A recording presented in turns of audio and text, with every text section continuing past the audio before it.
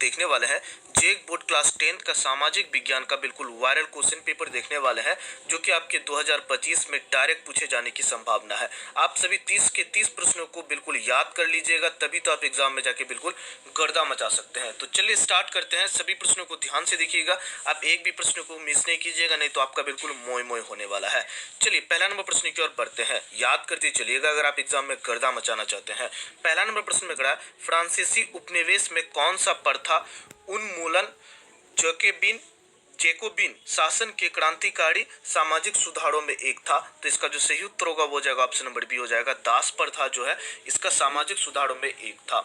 चलिए आगे बढ़ते हम लोग दूसरा नंबर प्रश्न की ओर। सभी प्रश्नों को ध्यान से देखते चलिए और याद करते चलिए।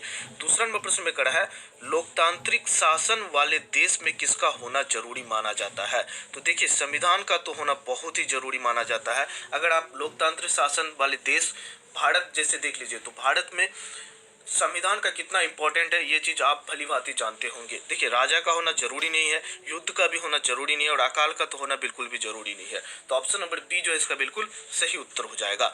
चलिए आगे बढ़ते हम लोग तीसरा नंबर प्रश्न की ओर। तीसरा नंबर प्रश्न में खड़ा है, प्रारंभिक से ही फ्रांसीसी क्रांतिकारियों ने किस प्रकार के कदम उठाए जिनसे फ्रांसीसी लोगों में एक सामूहिक पहचान की भावना पैदा हो सकती थी? तो इसका जो सही उत्तर होगा वो जाएगा ऑप्शन नंबर डी हो जाएगा, इनमें से सभी। एक संयुक्त समुदाय के विचार पर बल दिया, एक नया फ्रांसीसी झंडा तिरंगा चुना, स्टेट जनरल का चुनाव सक्रिय नागरिक के समूह के द्वारा किए जाने लगा। तो इसका जो सही उत्तर होगा वो जाएगा ऑप्शन नंबर डी हो जाएगा। याद करते चलिए अगर आप एग्जाम में बिल्कुल गर्दा मचाना चाहते हैं। चलिए 4 नंबर प्रश्न की ओर बढ़ते हैं।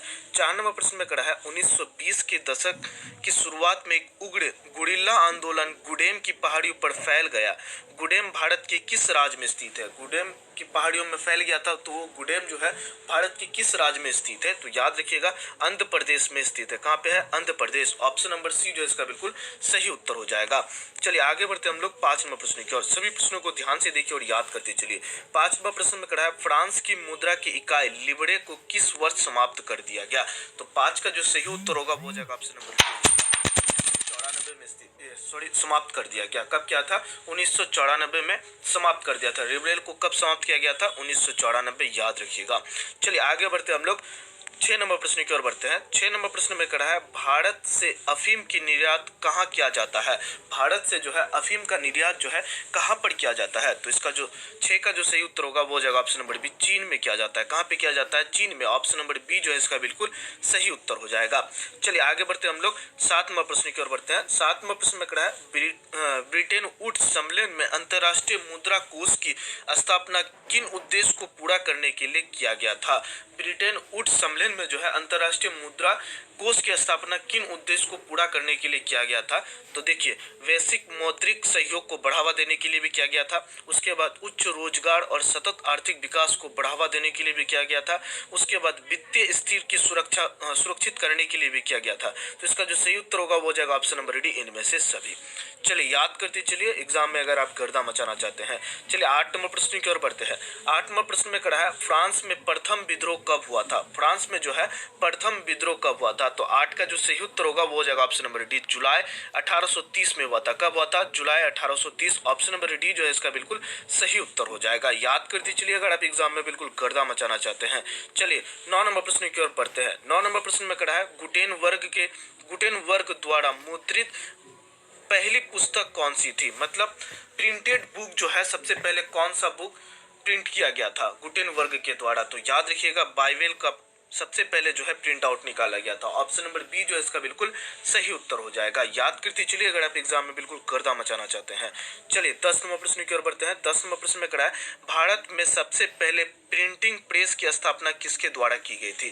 भारत में जो है सबसे पहले प्रिंटिंग प्रेस की स्थापना किसके द्वारा किया गया था? तो याद रखिएगा पुर्तगाली मिशनरी के द्वारा किया गया था। किसके द्वारा? पुर्तगाली मिशनरी। ऑप्शन नंबर ए जो है इसका बिल्कुल सही उत्तर हो जाएगा। चलिए आगे बढ़ते हम लोग 11 नंबर प्रश्न की ओर बढ़ते हैं। सभी प्रश्नों को ध्यान से देखिए। अगर आप चैनल पर नए हैं तो बिल्कुल चैनल को सब्सक्राइब करके रखिए, ताकि जो भी वायरल क्वेश्चन पेपर आए सबसे पहले आप तक पहुंचे, और वीडियो को अपने दोस्तों तक शेयर कर दीजिएगा ताकि वो भी एग्जाम में जाकर बिल्कुल गर्दा मचा सकते हैं।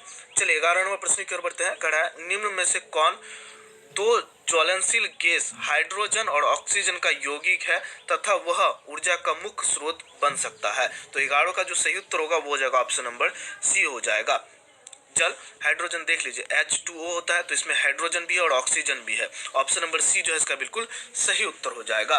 चलिए आगे बढ़ते हैं हम लोग 12 नंबर प्रश्न की ओर बढ़ते हैं। 12 नंबर प्रश्न में कड़ा है, वे संसाधन जो किसी प्रदेश में विद्यमान होते हैं परंतु उनका उपयोग नहीं किया गया है, वे किस प्रकार के संसाधन में माने जाते हैं। वे संसाधन जो किसी प्रदेश में विद्यमान होते हैं, मतलब वहाँ पे उपस्थित होता है परंतु उसका उपयोग जो है हम लोग नहीं किया रहते हैं, तो वे संसाधन किस प्रकार के संसाधन में माने जाते हैं। तो 12 का जो सही उत्तर होगा वो हो जाएगा ऑप्शन नंबर ए, संभावी संसाधन में। कौन सा संसाधन? संभावी, मतलब कभी उसका हम लोग संभाव्यता उसका उपयोग कर सकते हैं। तो ऑप्शन नंबर ए जो है इसका बिल्कुल सही उत्तर हो जाएगा। चलिए आगे बढ़ते हम लोग 13 नंबर प्रश्न की ओर बढ़ते हैं। 13 नंबर प्रश्न में कड़ा है, हमारे देश में निम्नलिखित में कौन सा स्थान शीत मरुस्थल के रूप में जाना जाता है। हमारे देश में जो है कौन सा स्थान को जो है शीत मरुस्थल के रूप में हम लोग जानते हैं। तो 13 का जो सही उत्तर होगा वो जाएगा ऑप्शन नंबर डी, लद्दाख को जो है शीत मरुस्थल के रूप में हम लोग जानते हैं। ऑप्शन नंबर डी जो है इसका बिल्कुल सही उत्तर हो जाएगा। चलिए आगे बढ़ते हम लोग 14 नंबर प्रश्न की ओर। 14 नंबर प्रश्न में कड़ा है, मानसरोवर झील किस देश में स्थित है। मानसरोवर झील जो है किस देश में स्थित है, तो याद रखिएगा चीन के तिब्बत। ऑप्शन नंबर बी जो है इसका बिल्कुल सही उत्तर हो जाएगा, तिब्बत में स्थित है। चलिए आगे बढ़ते हम लोग 15 नंबर प्रश्न की ओर बढ़ते हैं। 15 नंबर प्रश्न में कड़ा है, निम्न में से किनका मानना था कि बहुउद्देशीय परियोजना के चलते भारत की कृषि और ग्रामीण अर्थव्यवस्था, औद्योगिक और नागरिक व्यवस्था सामान्यतः रूप से विकास करेगी। तो इसका जो सही उत्तर होगा वो हो जाएगा ऑप्शन नंबर ए हो जाएगा। जवाहरलाल नेहरू के जो मानना था वो क्या है, बहुउद्देश्य परियोजना के तहत जो भी है वो कृषि और ग्रामीण अर्थव्यवस्था को जो है विकास का एक रूप दे सकता था। तो ऑप्शन नंबर ए जो इसका बिल्कुल सही उत्तर हो जाएगा 15 का। चलिए आगे बढ़ते हम लोग 16 नंबर प्रश्न की ओर बढ़ते हैं। 16 नंबर प्रश्न में कड़ा है, जल का महत्व संसाधन के रूप में समझते हुए राष्ट्रीय जल संसाधन के द्वारा प्रथम राष्ट्रीय जल नीति किस वर्ष बनाई गई। तो 16 का जो सही उत्तर होगा वो हो जाएगा ऑप्शन नंबर ए, 1987 में बनाया गया था। कब बनाया गया था? 1987 में बनाया गया था। ऑप्शन नंबर ए जो है इसका बिल्कुल सही उत्तर हो जाएगा। चलिए आगे बढ़ते हम लोग 17 नंबर प्रश्न की ओर बढ़ते हैं। 17 नंबर प्रश्न में कड़ा है, भारत में किस प्रकार की कॉफी पैदा की जाती है जो अपनी गुणवत्ता के लिए विश्व विख्यात है, विश्व में प्रसिद्ध है। भारत में किस प्रकार की कॉफी को पैदा किया जाता है जो विश्व में बहुत ही प्रसिद्ध है, विख्यात है। तो 17 का जो सही उत्तर होगा वो हो जाएगा ऑप्शन नंबर सी हो जाएगा। अरेबिका जो है कॉफी है एक प्रकार का जो विश्व में विख्यात है। चलिए आगे बढ़ते हम लोग 18 नंबर प्रश्न की ओर बढ़ते हैं। 18 नंबर प्रश्न में कड़ा है, मैग्नेटाइट खनिज की विशेषता क्या होती है। मैग्नेटाइट खनिज की जो है विशेषता क्या होती है। तो 18 का जो सही उत्तर होगा वो हो जाएगा ऑप्शन नंबर डी, इनमें से सभी हो जाएगा। यह सर्वोत्तम प्रकार का लोहा अयस्क है। उसके बाद इसमें जो है 70% लोहांश होता है, मतलब लोहा होता है 70%, और सबसे इसमें सर्वश्रेष्ठ चुंबकीय गुण होता है। चुंबकीय गुण जो है इसमें सबसे ज्यादा होता है। मैग्नेटाइज खनिज के अंदर में क्या क्या पाया जाता है, याद रखिएगा यह सर्वोत्तम प्रकार का लोहा अयस्क है। इसमें जो है 70% लोहा अंश पाया जाता है और इसमें सर्वोत्तम चुंबकीय गुण पाया जाता है। तो ये तीनों गुण इसमें मैग्नेटाइट खनिज में होता है। तो इसका जो सही उत्तर होगा वो हो जाएगा ऑप्शन नंबर डी हो जाएगा। चलिए आगे बढ़ते हम लोग 19 नंबर प्रश्न की ओर बढ़ते हैं। 19 नंबर प्रश्न में कड़ा है, मड़मुआ पतन भारत के किस राज्य में स्थित है। तो इसका जो सही उत्तर होगा 19 का वो हो जाएगा ऑप्शन नंबर सी, गोवा में स्थित है। कहाँ पे स्थित है? गोवा में स्थित है। चलिए आगे बढ़ते हम लोग 20 नंबर प्रश्न की ओर बढ़ते हैं। 20 नंबर प्रश्न में कड़ा है, सरकार को उदारदायी बनाने में निम्न में से कौन सा महत्वपूर्ण भूमिका निभाती है। तो 20 का जो सही उत्तर होगा वो हो जाएगा ऑप्शन नंबर डी, इनमें से सभी, जनता, राष्ट्रपति और स्थानीय सरकार। ऑप्शन नंबर डी जो है इसका बिल्कुल सही उत्तर हो जाएगा। चलिए आगे बढ़ते हम लोग 21 नंबर प्रश्न की ओर बढ़ते हैं। 21 नंबर प्रश्न में कड़ा है, निम्न में से किस प्रकार की व्यवस्था में केंद्र सरकार राज्य सरकार को कुछ खास करने का आदेश नहीं दे सकती है। तो याद रखिएगा 21 का जो सही उत्तर होगा वो हो जाएगा ऑप्शन नंबर बी, संघीय व्यवस्था में जो है केंद्र सरकार राज्य सरकार को कुछ खास आदेश नहीं कर सकती है। ऑप्शन नंबर बी जो है इसका बिल्कुल सही उत्तर हो जाएगा। चलिए आगे बढ़ते हम लोग 22 नंबर प्रश्न की ओर बढ़ते हैं। 22 नंबर प्रश्न में खड़ा है, फ्रांसीसी सरकार करों में वृद्धि के लिए बाध्य क्यों हो गई थी? फ्रांसीसी सरकार जो है करों में वृद्धि के लिए क्यों बाध्य हो गई थी? बढ़ते जा रहे कर्ज को चुकाने के लिए, सेना के रख रखाव के लिए, राज दरबार तथा सरकारी कार्यालयों को चलाने के लिए। तो इसका जो सही उत्तर होगा ऑप्शन नंबर डी हो जाएगा, इनमें से सभी। बढ़ते कर्ज को चुकाने के लिए भी कर रहे थे और सेना के रख रखाव के लिए भी उसका पैसा घट रहा था, इसी कारण करों में वृद्धि कर रहे थे, और राज दरबार और सरकारी कार्यालय को चलाने के लिए। ऑप्शन नंबर डी जो है इसका बिल्कुल सही उत्तर हो जाएगा। चलिए आगे बढ़ते हम लोग 23 नंबर प्रश्न की ओर बढ़ते हैं। 23 नंबर प्रश्न में कड़ा है, 1998 में ब्रिटेन की सरकार और नेशनलिस्टों के बीच किस प्रकार का समझौता हुआ जिसमें दोनों पक्षों ने हिंसक आंदोलन बंद करने की बात की स्वीकार की? तो 23 का जो सही उत्तर होगा वो हो जाएगा ऑप्शन नंबर डी हो जाएगा, शांति समझौता। कौन सा समझौता? शांति समझौता हुआ था। चलिए आगे बढ़ते हम लोग 24 नंबर प्रश्न की ओर बढ़ते हैं।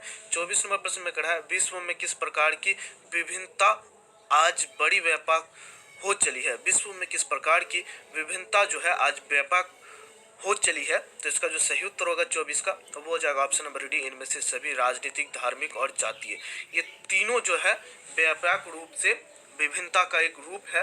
जैसे कोई मुसलमान है, कोई हिंदू है, तो ये दोनों के बीच विभिन्नता है, और राजनीतिक में भी विभिन्नता होने लगा और जाति में भी विभिन्नता। तो ऑप्शन नंबर डी हो जाएगा, इनमें से सभी जो है ये एक बहुत ही आगे बढ़ गया है। व्यापक मतलब बहुत आगे बढ़ गया है, इसके बीच का जो दूरी है विभिन्नता है।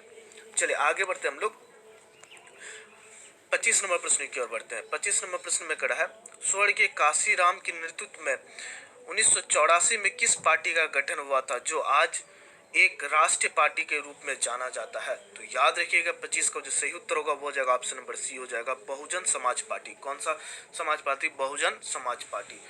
चलिए आगे बढ़ते हम लोग 26 नंबर प्रश्न की ओर बढ़ते हैं। 26 नंबर प्रश्न में कड़ा है, किसी विशेष वर्ष में उत्पादित किसी प्रकार की वस्तु का कुल राष्ट्रीय उत्पाद की संज्ञा दी जाती है? तो 26 का जो सही उत्तर होगा वो हो जाएगा ऑप्शन नंबर बी हो जाएगा, सभी अंतिम वस्तु और सेवाओं का। चलिए आगे बढ़ते हम लोग 27 नंबर प्रश्न। 27 नंबर प्रश्न में कड़ा है, मुद्रा का प्राथमिक कार्य क्या है? मुद्रा का जो है प्राथमिक कार्य क्या है? तो इसका जो सही उत्तर होगा विनिमय का माध्यम। ऑप्शन नंबर डी जो है इसका बिल्कुल सही उत्तर हो जाएगा। चलिए 28वां प्रश्न की ओर बढ़ते हैं। सभी प्रश्नों को ध्यान से याद कर लीजिए, तभी तो आप एग्जाम में गर्दा मचा सकते हैं। और चैनल को अगर अभी तक सब्सक्राइब नहीं किए तो बिल्कुल चैनल को सब्सक्राइब कर दीजिए, तभी तो आप एग्जाम में जाकर बिल्कुल गर्दा मचा सकते हैं। और भी आपको हम वायरल क्वेश्चन पेपर कराएंगे बाकी सब सब्जेक्ट का, तो बिल्कुल चैनल को के साथ जुड़ के रहिएगा। 28 नंबर प्रश्न में कड़ा है, सरकार द्वारा अवरोध अथवा प्रतिरोधों को हटाने की प्रक्रिया को किस नाम से जाना जाता है? तो 28 का जो सही उत्तर होगा वो जगह ऑप्शन नंबर बी, उदारीकरण के नाम से जाना जाता है। किसके नाम से जाना जाता है? उदारीकरण के नाम से जाना जाता है। चलिए बढ़ते हम लोग 29 नंबर प्रश्न की ओर। भारत के सकल घरेलू उत्पाद का एक बड़ा भाग कौन सा क्षेत्र प्रदान करता है? तो 29 का जो सही उत्तर होगा वो जगह ऑप्शन नंबर बी, सेवा क्षेत्र। ऑप्शन नंबर बी जो है इसका बिल्कुल सही उत्तर हो जाएगा। चलिए आगे बढ़ते हम लोग 30 नंबर प्रश्न की ओर। ये अंतिम प्रश्न है और बिल्कुल अपने दोस्तों तक शेयर कर दीजिएगा। 30 का 30 प्रश्न आपको हम वायरल प्रश्न पत्र करवा रहे हैं। 30 प्रश्न में कड़ा है, भारत का राष्ट्रीय उपभोक्ता दिवस कब मनाया जाता है? तो इसका जो सही उत्तर होगा 30 का वो हो जाएगा ऑप्शन नंबर ए हो जाएगा, 24 दिसंबर को। तो ये 30 प्रश्न था जो कि वायरल क्वेश्चन पेपर था, आपको हम करवा दिए। अपने दोस्तों तक शेयर कर दीजिएगा। फिर मिलते हैं नेक्स्ट वीडियो में। अगर चैनल को अभी तक सब्सक्राइब नहीं किया तो बिल्कुल चैनल को सब्सक्राइब करके रखिए, तभी तो आप लोग गर्दा मचा पाइएगा। तो फिर मिलते हैं नेक्स्ट वीडियो में, तब तक के लिए इतना ही। जय हिंद।